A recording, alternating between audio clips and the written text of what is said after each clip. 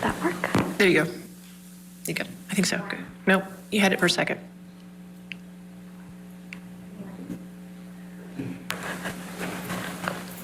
Good morning. Thank you. Let's try that again. Good morning.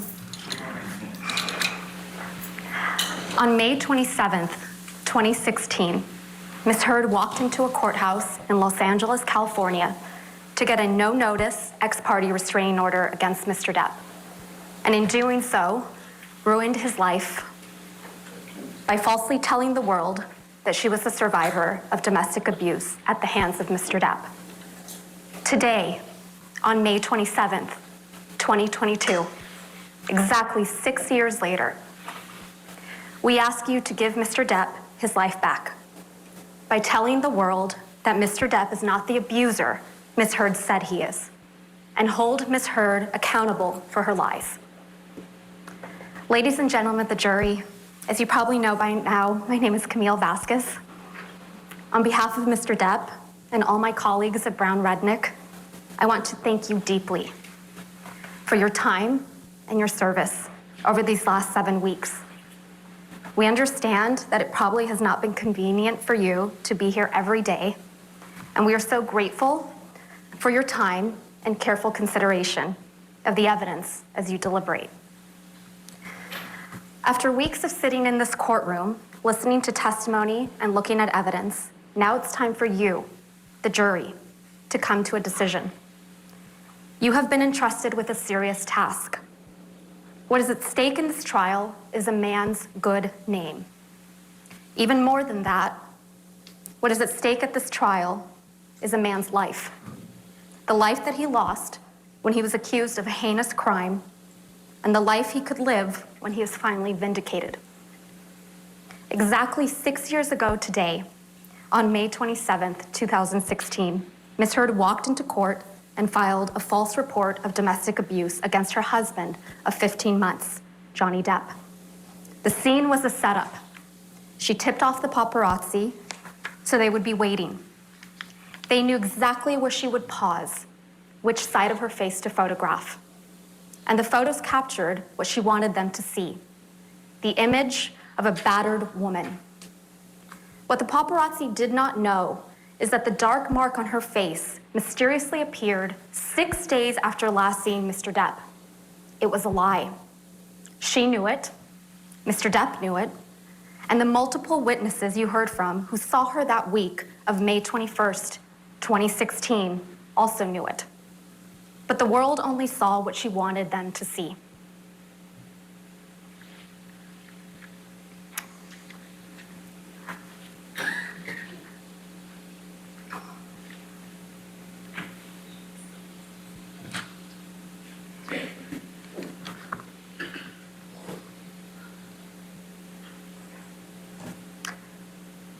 Two years later, when promoting the biggest role of her career until this trial, Ms. Heard presented herself to the world as a public figure representing domestic abuse. The headline of the op-ed featured the term sexual violence, even though she had never before accused her ex-husband of such a heinous crime. Ms. Heard and her lawyers love to remind you of how the op-ed did not mention Mr. Depp by name.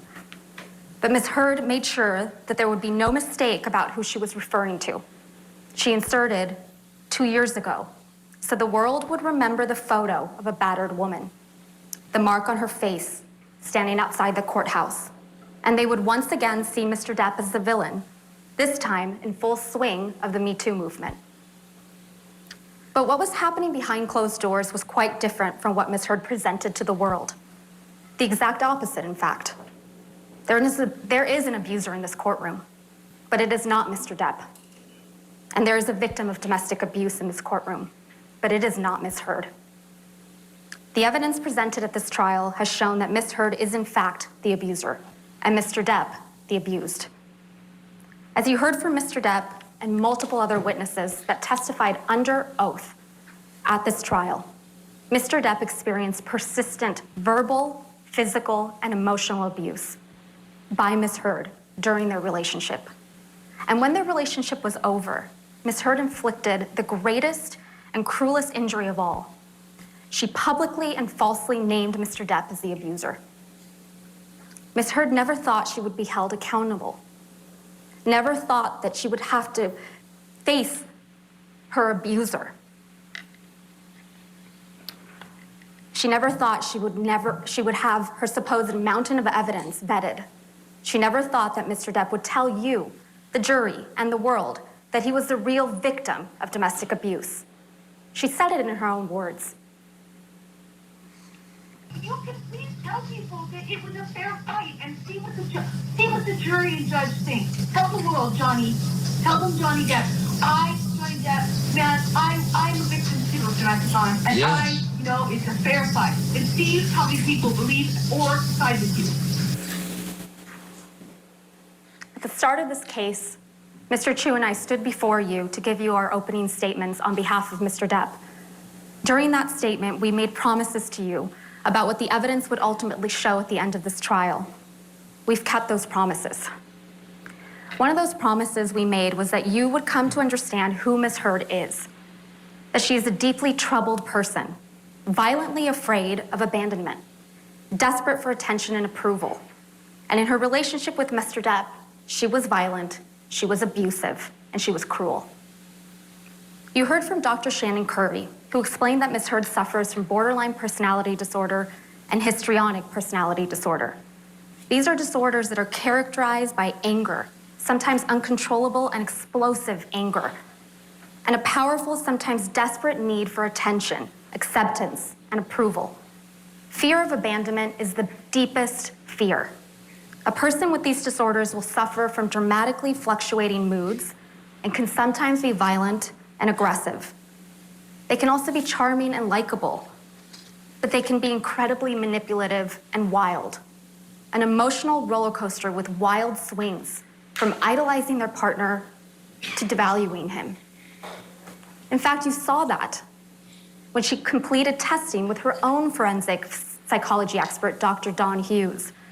Ms. Heard self-reported that she felt like she had 3 or 4 different personalities, and that sometimes her temper would explode and she'd completely lose control. You heard from multiple witnesses that Ms. Heard can be very pleasant, even charming. But you also heard from multiple witnesses and in audio recordings of Ms. Heard that she can be incredibly aggressive, violent, and cruel. You heard that even from her former assistant, Kate James, Ms. James testified that Ms. Heard would scream, yell, and send her barrages of text messages. In fact, Ms. Heard testified that Ms. James testified that Ms. Heard literally spat in her face. You heard from Ms. Heard's former best friend, Rocky Pennington, that Ms. Heard once hit her when Ms. Pennington did not do her best to meet Ms. Heard's needs. You also heard from Beverly Leonard that she once witnessed Ms. Heard assault her then partner in Seattle Airport in 2009. And you heard from Mr. Depp that Ms. Heard used her sister Whitney as a punching bag, literally and figuratively. You also heard overwhelming evidence from Mr. Depp and the people that were around him and Ms. Heard during their relationship, that Mr. Depp suffered persistent verbal and physical abuse at the hands of Ms. Heard. You've heard evidence from Dr. Curry and the fact witnesses at this trial that Ms. Heard's deepest fear is one of abandonment, being left by Mr. Depp. Mr. Depp's greatest crime in her mind, the fault she confronts him with time and time again, is that he splits. He leaves the fight, especially when Ms. Heard gets physical, and she couldn't stand it when he did. You heard from Ms. Heard yourselves in audio recordings how upsetting it was to her when Mr. Depp would split. Anytime anything goes wrong, you split. Necessary. It's not always you're splitting because there's blows or because there's yelling or anything. You split most times when I'm still speaking in this volume and nothing has been thrown or hit or anything. You saw the barrage of text messages she would send when he would leave, calling him a monster for doing so. You heard from witnesses like Travis McGivern, Tara Roberts, and Debbie Lloyd that Ms. Heard would claw Mr. Depp, block the elevator, throw a punch when Mr. Depp tried to separate himself from the fight. And you heard from Mr. Depp and Ms. Heard's couple therapist, Dr. Anderson, that Ms. Heard reported that when Mr. Depp would leave to de-escalate a fight, she would strike him to keep him there because she would rather be in a fight than have him leave. You heard from Mr. Depp about how often Ms. Heard would berate him, insult him, and physically attack him, including one of the most serious occasions when Ms. Heard threw a vodka bottle at Mr. Depp, severely injuring his finger, and then it put a cigarette out on his face.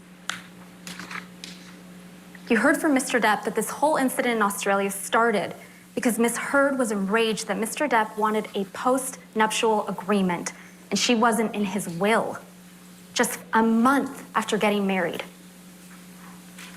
When her husband was seriously injured and bleeding from a partially amputated finger, what did Ms. Heard do? She pursued him. She kept coming after him because that's what she does. She wouldn't stop. It's not to get you mad. It's just to get out of a bad situation that's happening before it gets worse. In Australia, when we had the big fight where I lost the tip of my finger, at least 5 bathrooms and 2 bedrooms I went to avoid talking to me, to avoid escape working the- out. That's to the escape problem. the fight. You don't escape the fight. You escape the solution. No. You escape the solution. No. You escape figuring it out. We cannot work it out if you run away to the bathroom every time. You heard Mr. Depp testify. He went through something like a nervous breakdown that day. And he wrote a lot of things on mirrors and other places. Again, what did Ms. Heard do as her husband was bleeding from serious injury? She wrote snarky messages right back to him. She denied it under oath to you, but the evidence you saw speaks for itself. You heard from Mr. Depp's security, Sean Bett, who was aware of constant arguing and bickering. He witnessed Ms. Heard calling Mr. Depp names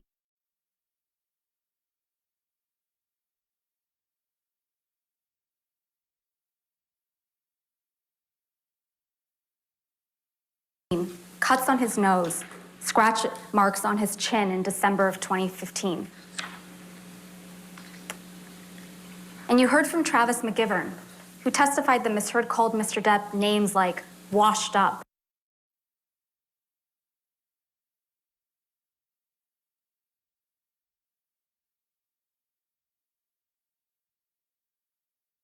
his children. Mr. McGivern told you that on March 23rd, 2015, Ms. Heard threw things at Mr. Depp, spat at him, and ultimately punched him in the face, leaving him with a shiner. You heard testimony from Malcolm Connolly, another security member, who testified he saw Ms. Heard throw things at Mr. Depp, a cigarette lighter on a plane, a soda can from upstairs at the Eastern Columbia building. He never saw marks on Ms. Heard, but he saw marks on Mr. Depp. Scratches, bruises on his left eye, scratches on his left ear. And he took pictures documenting injuries like this one.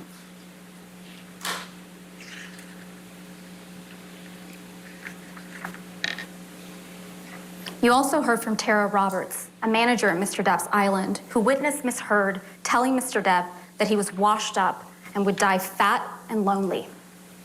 You also heard from Ms. Roberts that she witnessed Ms. Heard clawing and grabbing at Mr. Depp, grabbing his hair, trying to pull him back to her, and Mr. Depp had a visible injury to his nose on that occasion. Most importantly, you heard from Ms. Heard yourselves on multiple audio recordings admitting to being physically violent with Mr. Depp. You heard Ms. Heard admit to hitting Mr. Depp.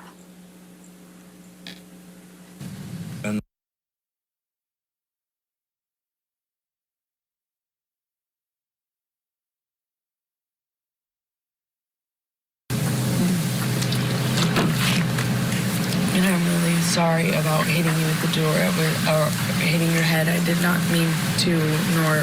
You didn't mean to hit me in the head with the door, but you meant to punch me in the jaw.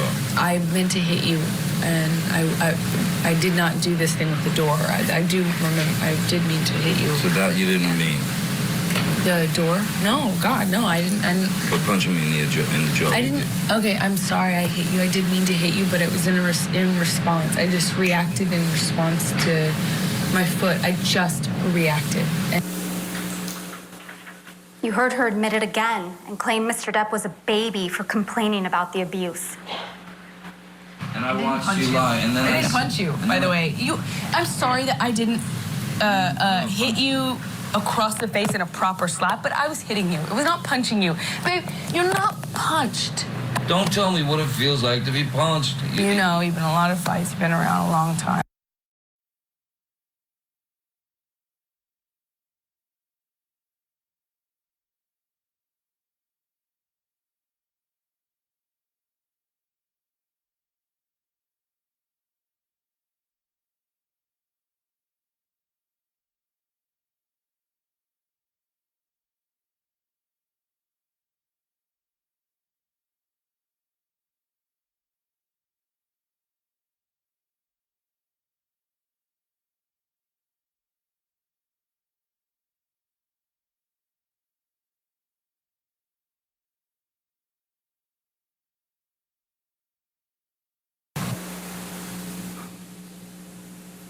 Take a minute to really think about what you just heard there. Quote, I'm sorry that I didn't hit you across the face in a proper slap, but I was hitting you. I was not punching you. Babe, you're not punched. Imagine that was Mr. Depp saying that to Miss Heard on that recording. Let's play one more.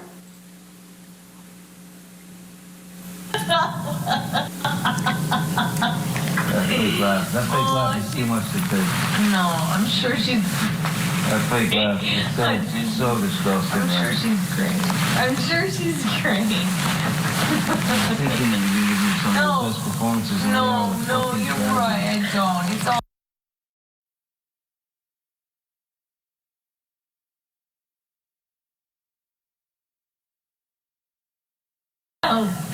What else that you do? Oh, come on.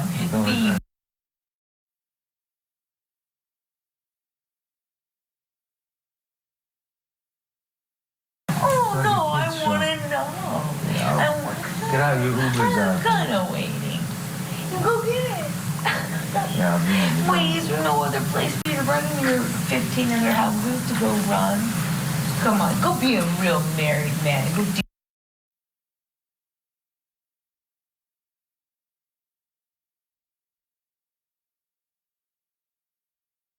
The real Miss Heard, the one in the audio recordings, not the one you saw in this courtroom.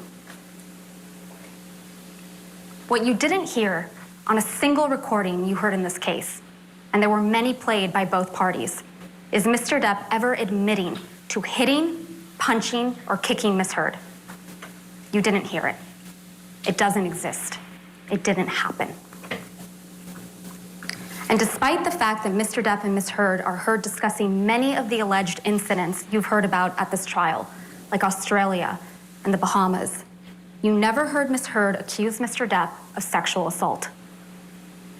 Unlike Mr. Depp, who you heard admit to and own up to his past mistakes and his struggles, particularly with drugs and alcohol, Ms. Heard will not admit that she has ever done anything wrong. But she cannot deny what you heard on those recordings. As much as Ms. Heard and her lawyers have tried to make this case about Mr. Depp's language, it is Ms. Heard that repeatedly admits to violence.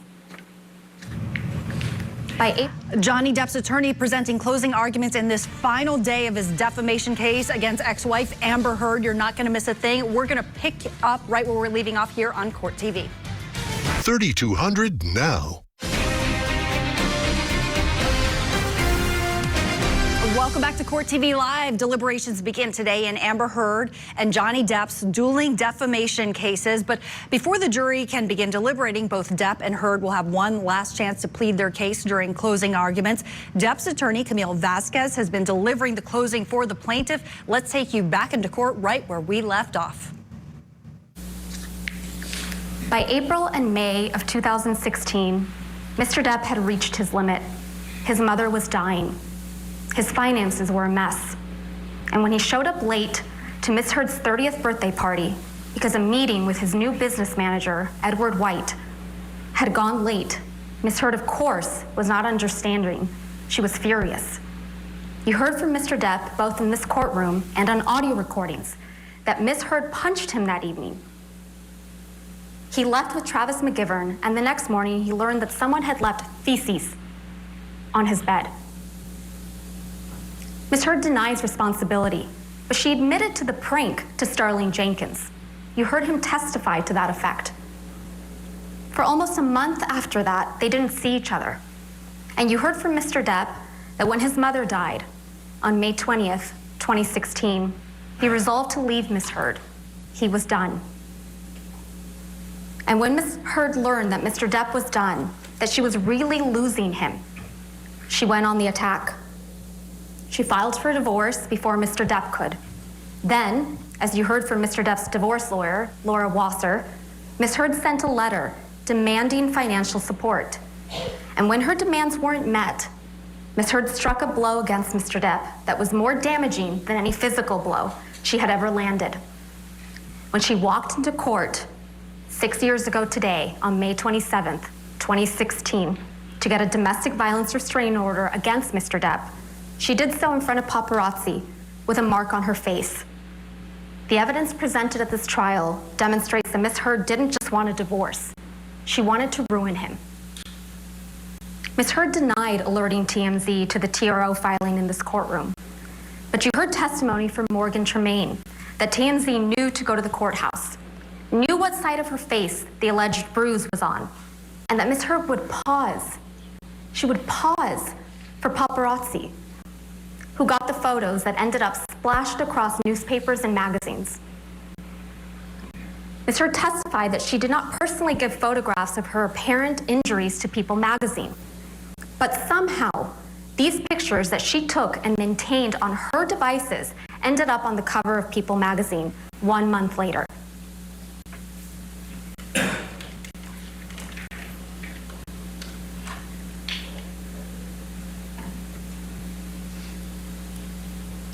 In the end, she walked away with $7 million without any tax liabilities, which she said she was donating to 2 charities, the ACLU and the Children's Hospital of Los Angeles.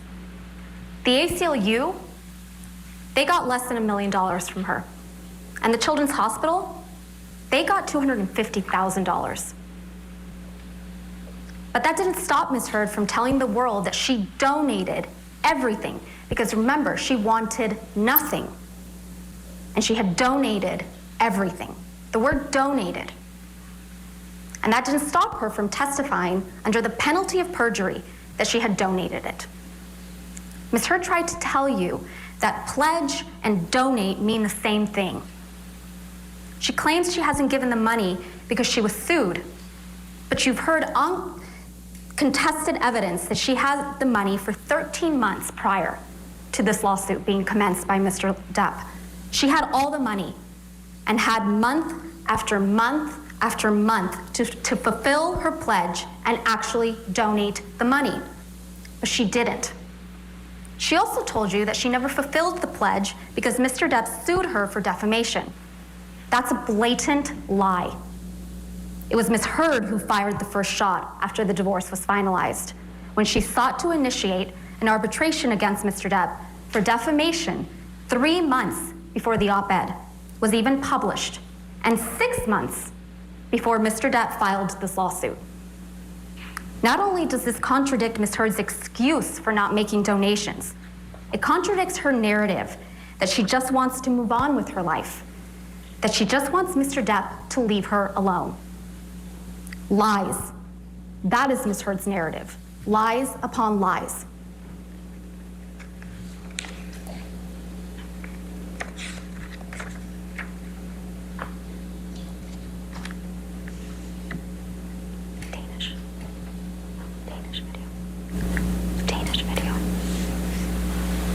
And actually were all kinds of accusations flying your way when you said all this, and then there was a divorce settlement, you got $7 million. People were saying this is all about the money, but then you did something that twisted that whole argument. What did you do with that money? $7 million in total was donated to, I split it between the ACLU and Children's Hospital of Los Angeles. ACLU is a human rights organization. Sorry, ACLU is a prominent organization, nonprofit organization in the United States. Yeah. It's called the American Civil Liberties Union, and they work on behalf of marginalized communities on the ground and in legislative reform. Right. And well, more power to you, because that's something that I've never heard of. I wanted nothing.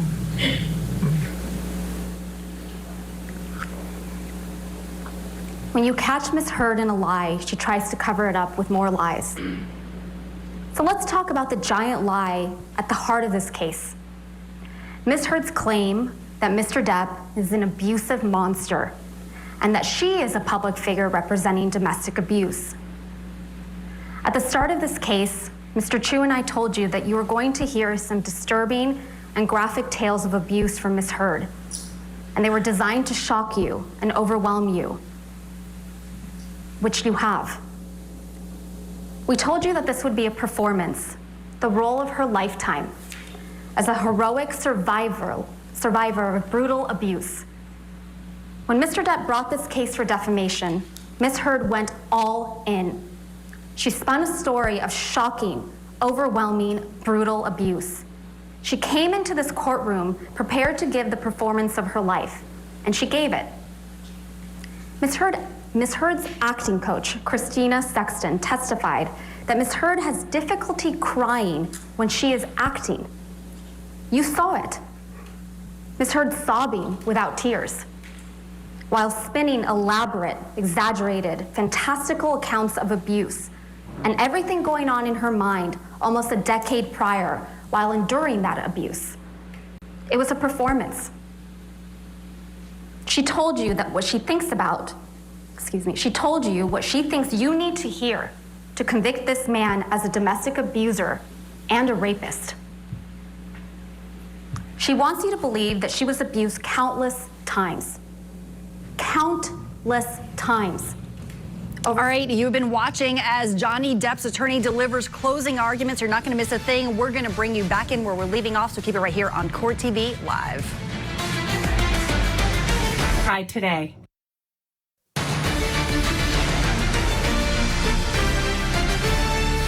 Welcome back to Court TV Live. The dramatic conclusion to the blockbuster courtroom battle between Johnny Depp and Amber Heard is now underway. Right now, the jury is listening to closing arguments. Court TV cameras are inside, bringing you the whole thing. So let's get you back into court right where we left off with Depp's attorney, Camille Vasquez, delivering Depp's closing arguments.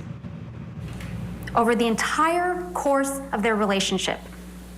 But as Mr. Chu and I promised you, the evidence just does not bear that out. Ms. Heard has told you that she has mountains of evidence of abuse, but there are no medical records reflecting she sustained any injuries from the abuse she claims.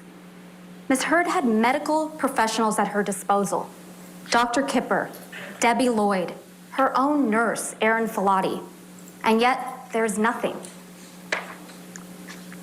Ms. Heard took pictures all the time. Pictures of Mr. Depp sleeping.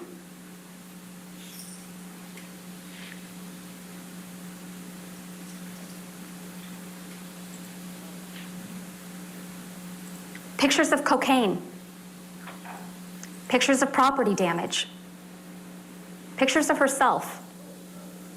And as an actress, she was photographed all the time. Where are the pictures of the horrific injuries Ms. Heard describes? Ms. Heard also took audio recordings and videos frequently. Where are the videos of Mr. Depp attacking her? Where are the audio recordings of Mr. Depp admitting to or apologizing for physical abuse? There are none. What Ms. Heard has, and what you've seen multiple times, is a video of Mr. Depp banging some cabinets around in a kitchen.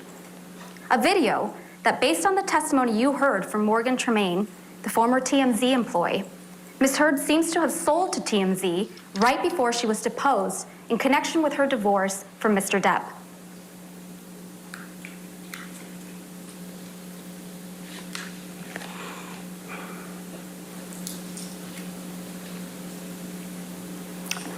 Sure, Ms. Heard can point to text messages where Mr. Depp is apologizing to her, but never for violence. Ms. Heard's counsel showed you Defendant's Exhibit 325, where Mr. Depp says sorry for, quote, my behavior.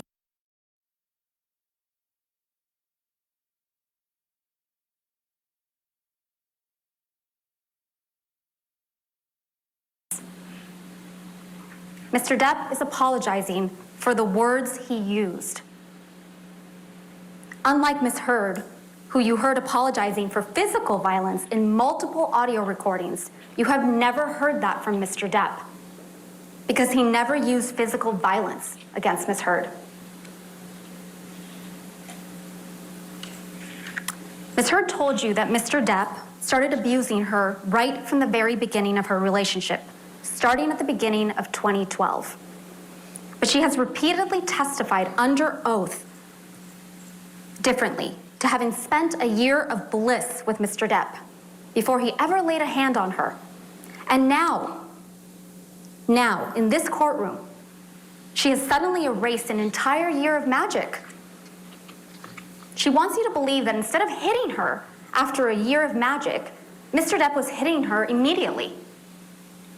The good times she has testified to about repeatedly in the past apparently never happened.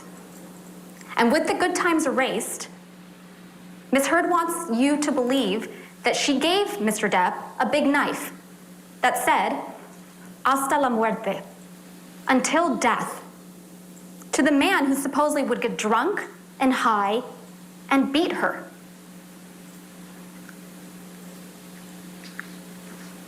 Ms. Heard admitted to you during this trial that Mr. Depp always wears big, chunky rings on every finger. According to her, he was wearing these rings when he'd slap her, hit her, punch her in the face. But you have not seen a single photograph that reflects the serious injuries Ms. Heard would have sustained if this was true. Not one. Ms. Heard testified to an incident in March 2013 when Mr. Depp supposedly hit her multiple times in the face while wearing rings. And this is what her face looked like afterwards.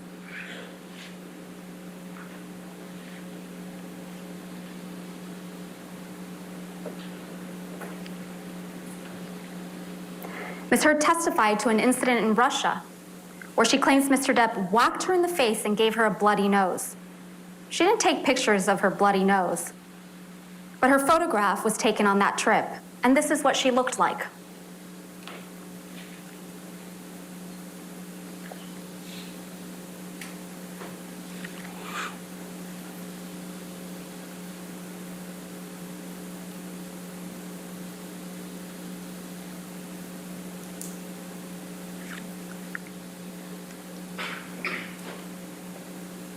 Ms. Heard told you that there was an incident the night of the Met Gala in May 2014 when Mr. Depp supposedly whacked Ms. Heard in the face, leaving her with a red, discolored, and swollen nose that she felt was broken.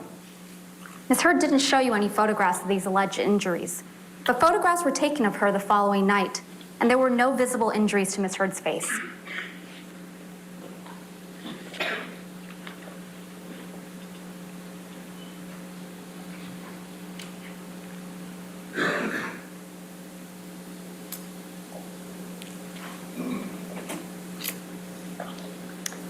Ms. Heard testified that in January 2015, while she and Mr. Depp were in Tokyo, Mr. Depp knelt on her back so aggressively that she was concerned that bruises would be visible in her backless dress.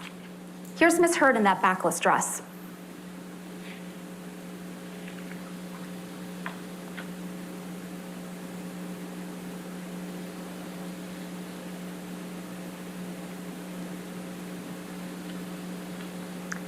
Ms. Heard testified that after an incident in December 2015, she had 2 black eyes, a broken nose, and chunks of hair missing.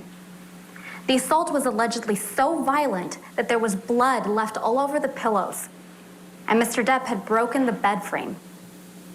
Pictures were taken of that bed frame.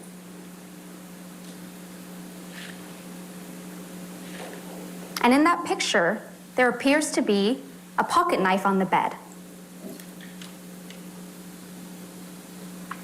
And that picture fails to capture the bloody pillows.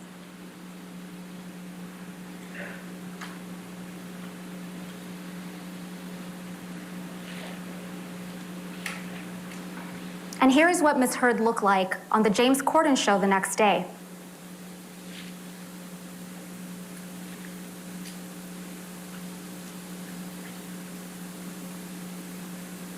Indeed, you heard from Ms. Heard's own nurse, Erin Filati, that she saw her a day or two afterwards and could not visualize the injuries Ms. Heard described. Ms. Heard did take pictures of herself after this alleged incident. But are the injuries reflected in these photographs consistent? That's the question. Are they consistent with the brutal assault and serious injuries Ms. Heard has testified to? Or are these injuries more consistent with Mr. Depp's testimony that he and Ms. Heard bumped heads while he was trying to restrain Ms. Heard to keep her from attacking him?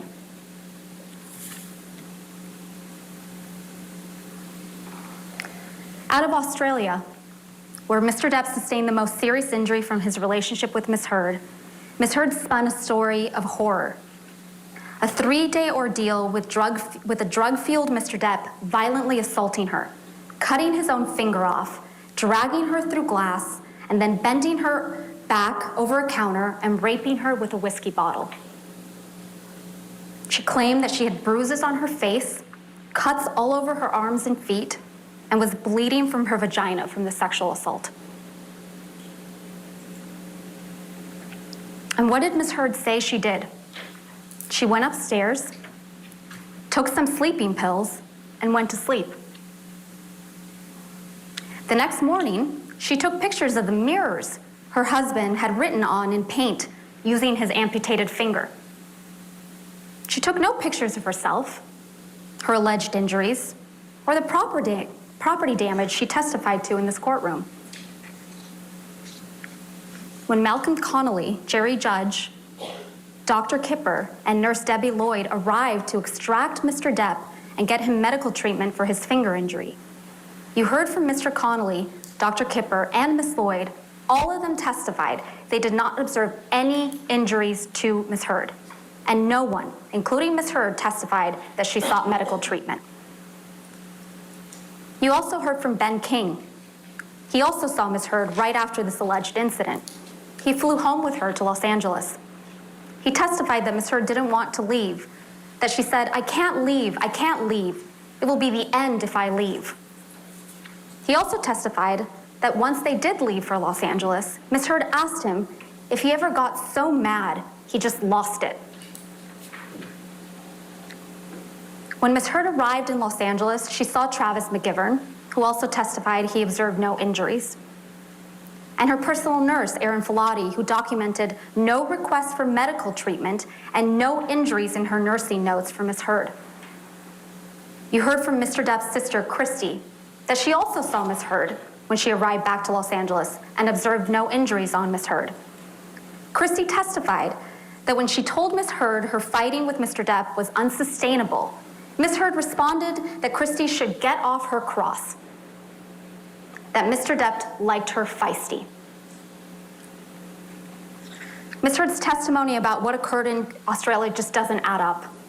That's because there was a monster in that house in Australia, but it wasn't Mr. Depp. It was Ms. Heard.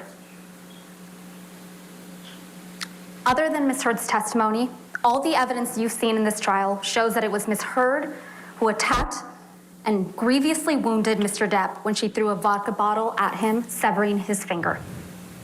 Okay, Mr. so Depp- you've been listening to closing arguments by Johnny Depp's attorney, Camille Vasquez. You're not going to miss a thing. We're just going to hit pause, but we'll bring you back in where we're leaving off, so keep it right here on Court TV Live. Today's limited time offer.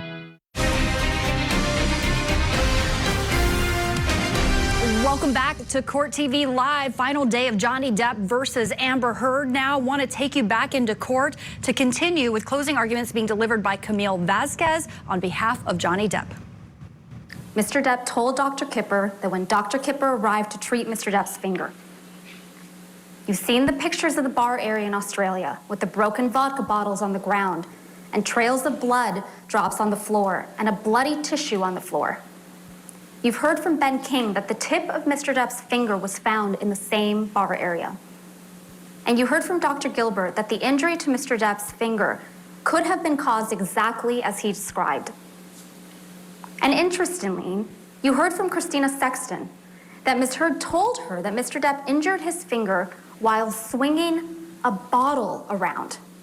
Not smashing a phone, as Ms. Heard surmised in this courtroom, but swinging a bottle around.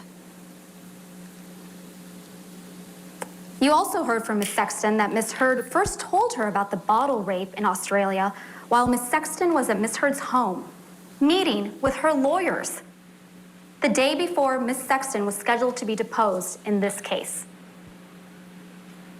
The evidence presented at this trial shows that this is not the only time that Ms. Heard disclosed a sexual assault at a convenient time for purposes of litigation she's involved in.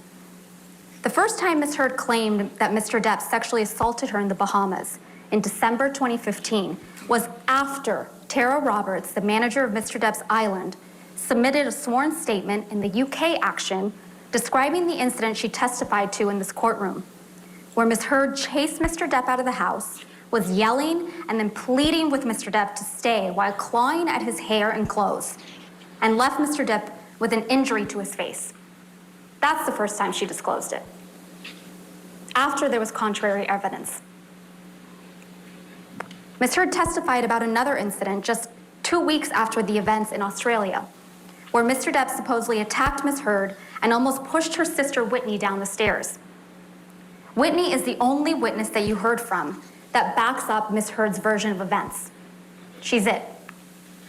And the only witness, other than Ms. Heard, who claims to have seen Mr. Depp physically attack Ms. Heard.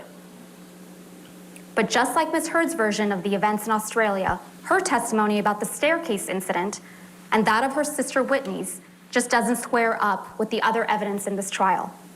Their testimony is contradicted by the testimony of Travis McGivern and Debbie Lloyd, who were there that night.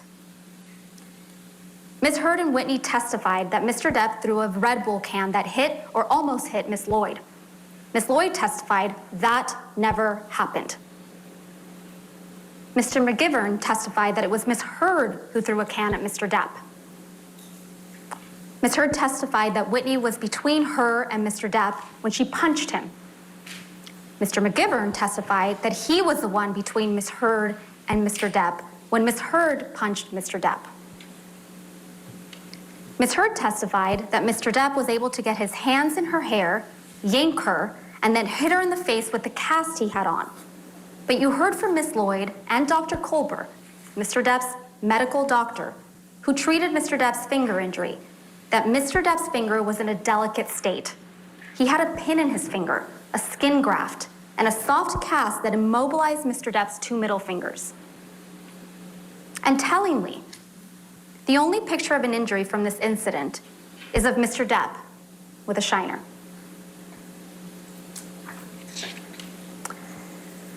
And then we have May 21st, 2016. Ms. Heard testified that Mr. Depp threw a phone at her face, causing a visible injury. Ms. Heard has shown you pictures she claims to show this injury. But these photographs are not to be trusted. You heard from Mr. Neumeister that like many of the photographs Ms. Heard has presented in this case, these photos were stored in a photo editing application. And these photos show signs of manipulation.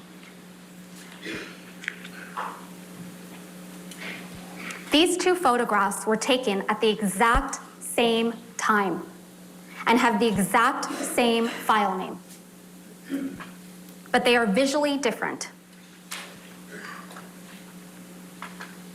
One shows significantly more redness on Ms. Heard's face than the other, which doesn't show any injury at all.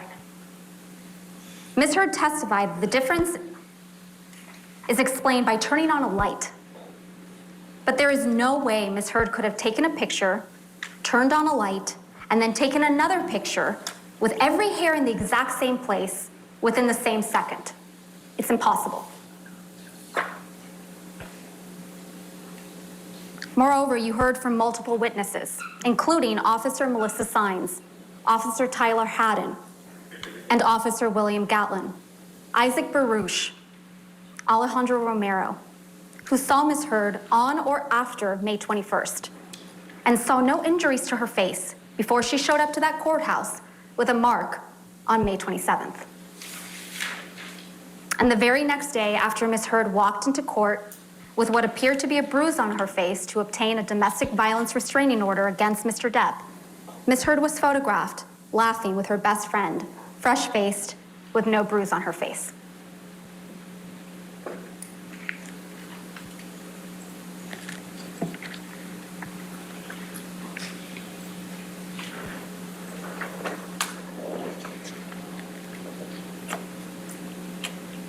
The mountain of evidence that Mr. Depp abused Ms. Heard is simply not there. What we have is a mountain of unproven allegations that are wild, over the top, and implausible. And you can't pick and choose which of these wild allegations to believe and which ones to disregard. You either believe all of it or none of it.